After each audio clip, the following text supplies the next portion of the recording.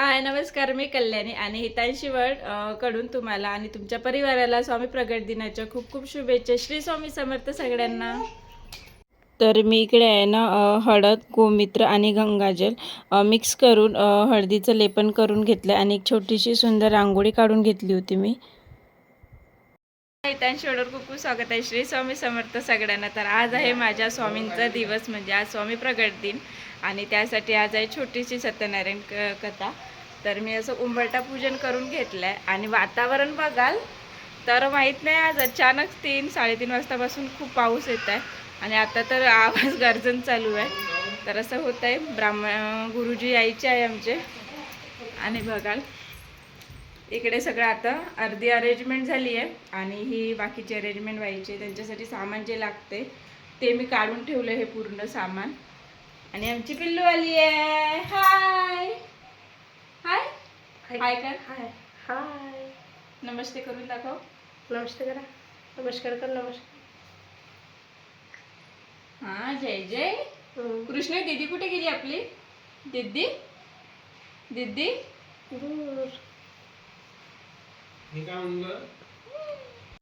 तिकडे साहित्य काढून ठेवलंय मी आणि आता करायची आम्हाला पूजा. तर आत्ता पूजा करून 9 वाजत आले आणि गुरुजी यायला वेळ आहे. पूजा आटपून घेते सगळ्यात आधी.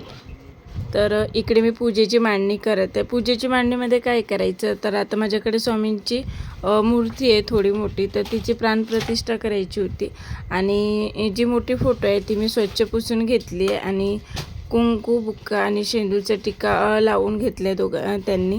आणि त्यानंतर मी एक छोटीशी अशी सुंदर रांगोळी काढून घेतली होती, कारण वेळ झाला होता आणि आम्हाला टायमिंग दिलेला 8चा आणि पाऊस खूप आल्यामुळे गुरुजी पण उशीर आले 9 वाजता, त्यामुळे मला थोडंसं हा टायमिंग मिळाला बाकीची एक्स्ट्राची तयारी करायला. त्यानंतर गुरुजी आलेले होते आणि वातावरण खूप त्या दिवशी खराब असल्यामुळे अचानक पाऊस आला आहे आणि पावसामुळे गुरुजींना पण लेट झालं यायला.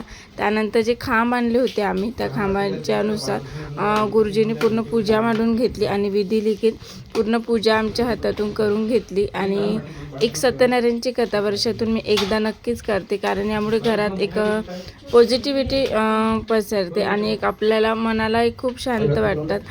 तर यामागचं ते उद्देश असतं माझं. स्वामींच्या सेवेत असे खूप अनुभव येत गेले. जसे जसे अनुभव येत गेले तसतसे आणखी श्रद्धा वाढू लागली. आणि स्वामींच्या सेवेत जर म्हणाल तर असं काही खूप हे नाही आहे. जर ज्याच्या मनात श्रद्धा असेल, भक्ती असेल, तिथे देव नक्कीच पावतो. आणि तशासारखं जेवढं जमते तेवढं प्रामाणिकपणे करण्याचा प्रयत्न करायचा. तर स्वामींच्या सेवेत असं म्हणजे पूजा पाठ केलंच पाहिजे असं काही नाही. तारक मंत्र तुम्ही म्हणू शकता आणि एक श्रद्धास्थान नामस्मरण जरी केलं तरी तुम्हाला खूप पॉझिटिव्ह फील होते.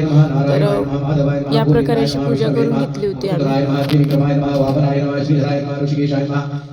पद्मनाभाय नमः, दामोदराय नमः, संकर्षणाय नमः, नारसिंहाय नमः, जुताय नमः, जनार्दनाय नमः, उपेंद्राय नमः, हरे नमः, श्री कृष्ण परमात्मने नमोस्तुते. नमस्कार करा देवाला. हरि ओम. परब्रह्म बिंदिया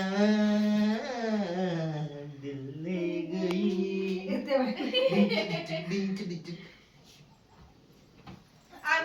आता पूजा होऊन गेली आहे. इकडे पूजा संपन्न झाली सत्यनारायणची आणि आता मला बनवायचं आहे 15 ते 20 लोकांचा स्वयंपाक टोटली. आणि कसं होते बघूया. काय काय प्रिपरेशन करायचं आहे ते सांगते मी समोर तुम्हाला.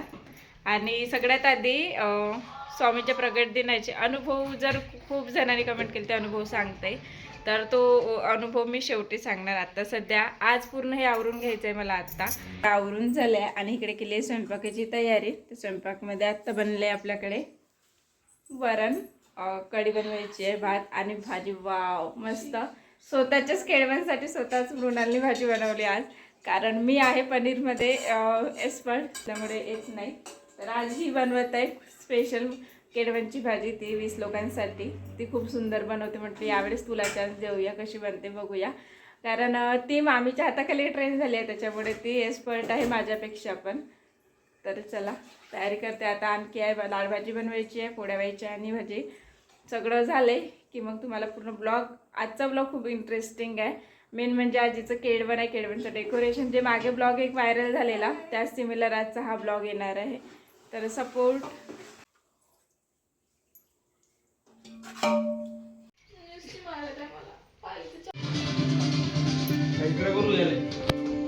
आता केळवणचं तयारी चालू आहे आणि सगळं डेकोरेशन आहे आणि वहिनी मदत करते आणि तर असं हे मी ऑनलाईन मागवलं होतं मेशोवरून अरेंज करते आता.